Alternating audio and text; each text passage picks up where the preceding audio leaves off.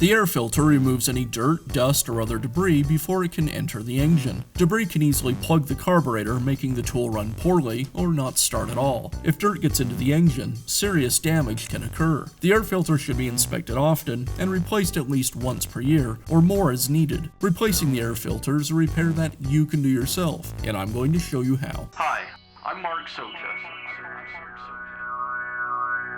Do-it-yourself repairs like these are easier than you might think. From lawn machines to cordless drills, kitchen mixers, Outdoor grills. our how-to videos walk you through each repair from start to finish. So doing it yourself means never having to do it alone. Let's get started. I'll begin by removing the top cover from the saw. Now I'll remove the engine cover.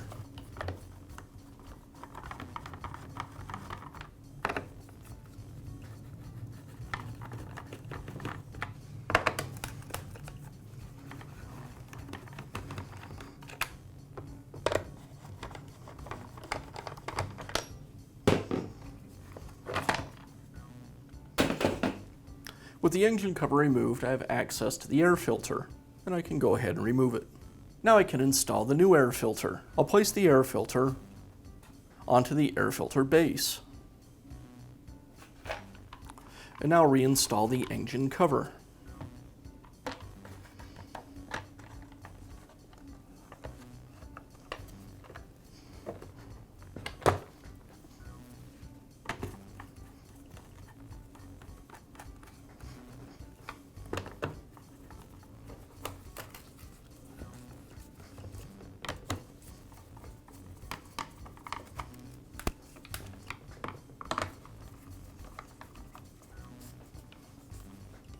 And I'll finish up by reinstalling the top cover.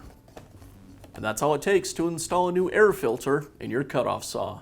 Be sure to check back often for new videos and expert advice. If you found this video helpful, give us a thumbs up And leave a comment.